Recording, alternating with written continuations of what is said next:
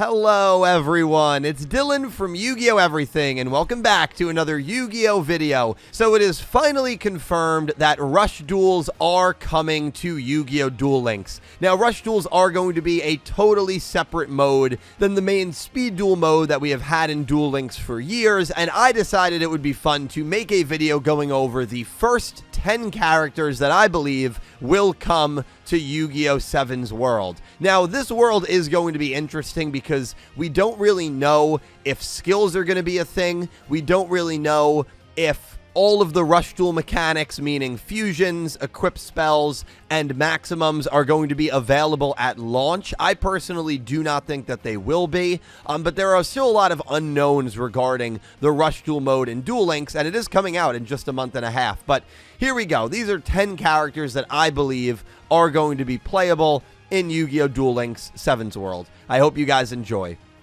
Number 1, Yuga 7's Road deck. So obviously, Yuga, the main character, is going to be playable. I guess it'll be interesting to see if he's the first character that you play as, because Yu-Gi-Oh! Vrains did it where Soulburner was actually the first character that you started the world off as, and you might do the same thing here with Luke instead of Yuga if they're going to do it after 7's came to an end and like before Yuga returns. I don't think that they will. I think this is going to be in the middle of the Yu-Gi-Oh! 7's anime, because Yu-Gi-Oh! Go Rush is going to have implications on how the 7's anime is going to technically end at the end of 92, so I'd be very surprised if they did that. But yeah, Yuga is a shoo-in. He uses a 7's Road deck, spellcasters, similar to Yugimoto using spellcasters, the first pro tag of Yu-Gi-Oh! Ever, the first pro tag of the Rush era. I think that's pretty intentional, and Yuga's a shoo-in.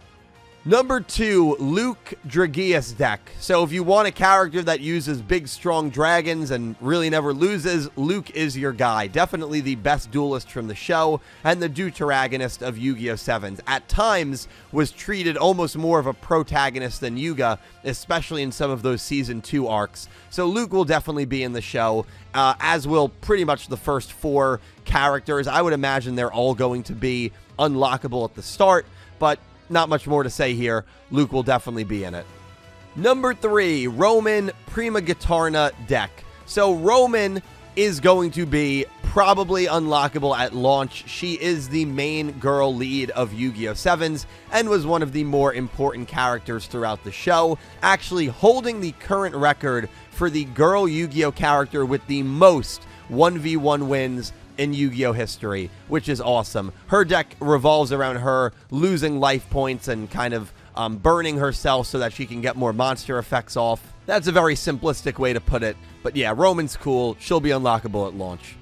Number 4, Gakuto, Ruler deck. So, Gakuto was kind of the 4th member of the main group, but he's just as important, you could argue, as Roman, and as any of the characters in that main group. I imagine the first 4 Yu-Gi-Oh! Characters that we get in 7's world are going to be the first 4 of the group: Yuga, Luke, Roman, Gakuto, and I feel pretty comfortable that all 4 of these characters will be available at launch.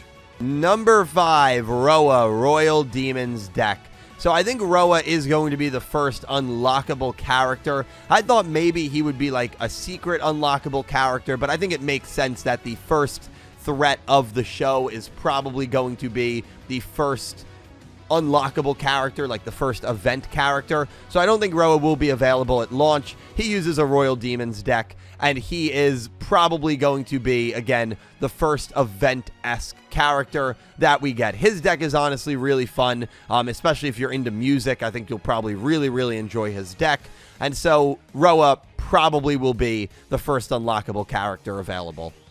Number 6, Nail Maximum Cyburst deck. I cannot wait for Nail. If you are a fan of characters that use Cybursts, you're going to love Nail. If you're a fan of characters that are a little more calm and calculated, you're going to love Nail.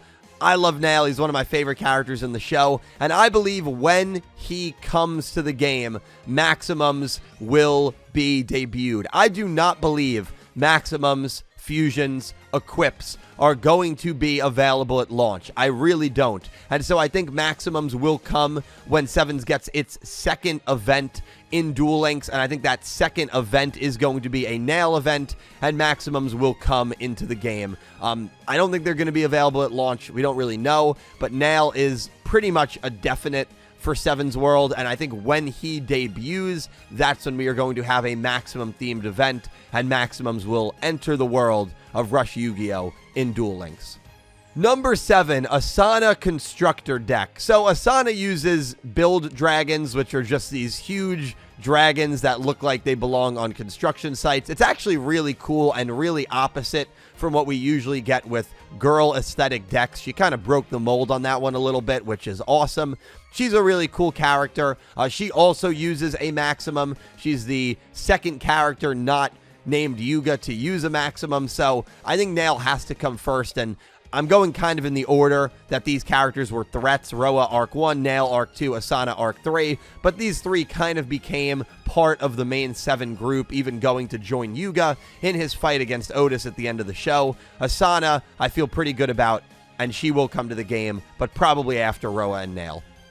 Number 8, Tiger Wind Music Deck. I'm really after the main 7. You kind of get into that debate territory, but I think Tiger was an important enough character, and early on an important enough character, where she will be present and playable in Duel Links. I'm not as confident on her as I am the previous 7, but I think there's a good chance Tiger will eventually make her way to the game. Number 9, Yugioh Clown Fusion Deck. I'm just kind of making up these deck names. Or Mimi Bubble Era Deck. To me, this all depends on whether or not fusions are available when Rush Duels launch in Duel Links. Because if fusions are not available, which I do not think that they will be, I think the way that you bring fusions into the game has to be through a Yugioh event. Yugioh was the character that debuted fusions in the Yu-Gi-Oh! 7's anime. I think it would be weird to introduce fusions without introducing Yugioh, and so I know Yugioh is the second half of the show, but I think at this point, if he's the 8th or 9th character to be unlockable, it's going to be maybe a year and a half into Seven's World being launched. I think there's a good chance we get Yugioh, and I honestly think there's so many important characters early on, Roa, Nail, Asana, and Tiger, that even though Mimi was an early-ish character, and I could see her being an unlockable character, I feel like she's kind of irrelevant when you compare her to the main 7, and I think they're going to focus on those characters first, and then by the time they're ready to bring fusions into the game, I think they're just going to skip over Mimi and go to Yugioh. But if fusions are in the game at launch, then I think there's a very good chance Mimi will be unlockable in Duel Links. Number 10, Otis. I would love for Otis to come to the game. I know this is going to be an unpopular pick, but at the end of the day, he is the reason that everything that happened in Yu-Gi-Oh! 7s happened. And he's a big reason that I think what's going on in Go Rush is going on, but topic for another video. Otis is like almost the god of the Yu-Gi-Oh! Universe, at least in Rush Duels, and I think there's a lot of questions still to be asked about him, but I think he's got to be a playable character. In his deck, we've seen him play Blue Eyes, Red Eyes, Dark Magician, Dark Seven's Road. Otis has played a lot of decks. He's got a lot of versatility, and I think playing as him would be a really, really cool feeling, and I think it's going to happen. Usually, Yu-Gi-Oh! Does have their villains playable, and I feel like Otis is the villain of Yu-Gi-Oh! 7s, and I feel like he is going to be a playable character. Wouldn't surprise me if maybe he's the secret unlockable character, if there is one at launch, because he's got a lot of secrets and weirdness about him. So even still, even though 7's been over for a year and a half because of Go Rush, Otis I think will be playable, and so I'm putting him on this list.